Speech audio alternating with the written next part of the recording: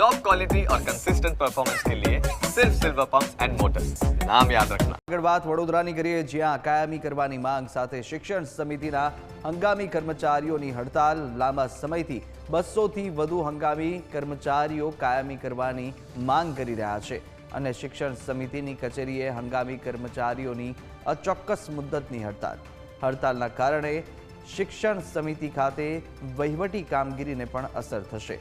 વર્ષ 1992માં માર્ચ મહિનામાં કર્મચારીઓની હંગામી કર્મચારી તરીકે ભરતી કરી હતી. જો કે હાલ અત્યારે કાયમી કરવાની માંગ સાથે અત્યારે હડતાલ કરવામાં આવી રહી છે. લાંબા સમયથી 200થી વધુ કર્મચારીઓ છે તે આ માંગ કરી રહ્યા છે. શિક્ષણ સમિતિને કચેરીએ હંગામી કર્મચારીઓની અચોક્કસ મુદ્દતની હડતાલ પણ અત્યારે જોવા મળી રહી છે અને ભારે સૂત્રોચ્ચાર સાથે તેઓએ વિરોધ નોંધાવ્યો છે.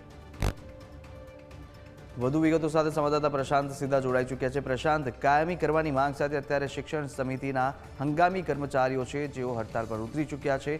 શું કહી રહ્યા છે ત્યાં તમામ જેટલા પણ શિક્ષકો છે અને સાથે કેટલે સમયથી આમની માંગ હતી, કેટલી સંતોષાઈ રહી છે?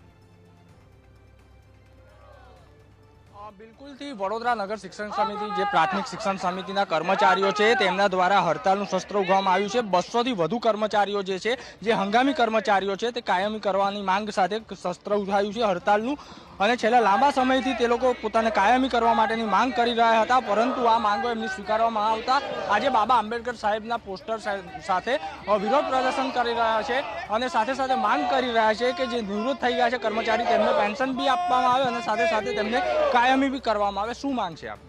અમો ત્રણ છેલ્લા 35 વર્ષથી નોકરી ફરજ બજાવીએ છીએ, તો ફરજના ભાગરૂપે સરકારી ધોરણ મુજબ જે નીતિ નિયમ છે મુજબ અમને જે વળતર મળવું જોઈએ એ વળતર મળતું નથી.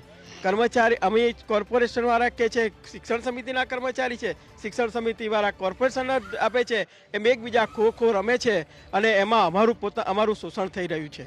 અમને 392થી જે ઓન પ્રોબેશન પીરિયડ અમારો જે આપ્યો છે અમને અત્યાર સુધી દૂર નથી થયો, જેના થકી અમને પેન્શન નથી મળતું, અમારા કર્મચારીઓને પૂરતો પગાર નથી મળતો અને આ રીતે અમારું શોષણ થઈ રહ્યું છે. બિલકુલથી પૂરતો પગાર અને પેન્શન નથી મળતું અને શોષણ થઈ રહ્યું છે. આજે શું માંગ છે? અમારી એક જ માંગ છે કે જે કાયમી કર્મચારીઓને જે હક મળે છે એ અમને અમારો હક મળવો જોઈએ. અમારી બીજું કોઈ માંગણી નથી.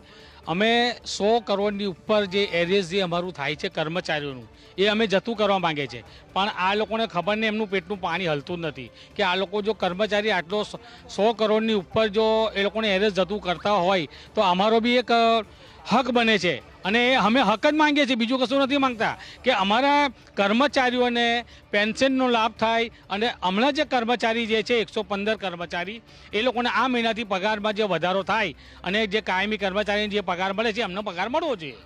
કંઈ ને કંઈ શોષણ થઈ રહ્યું એવું નથી? આ શોષણ થઈ રહ્યું છે ને.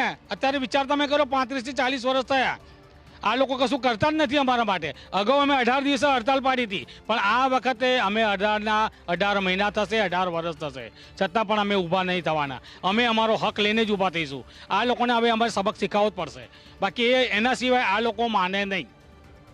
બિલકુલથી જે રીતના શિક્ષણ સમિતિના હંગામી કર્મચારીઓ છે તે હડતાલના મૂળમાં છે અને તેમની માંગણી છે કે એમને પગાર અને જે વેરિયસ મળવા જોઈએ, જે કાયમી કર્મચારીઓને મળતા હોય છે તે પ્રમાણે મળવા જોઈએ અને જ્યાં સુધી તેમની માંગ સ્વીકારવામાં નહીં આવે ત્યાં સુધી તેમની હડતાલ કાર્યરત રહેશે.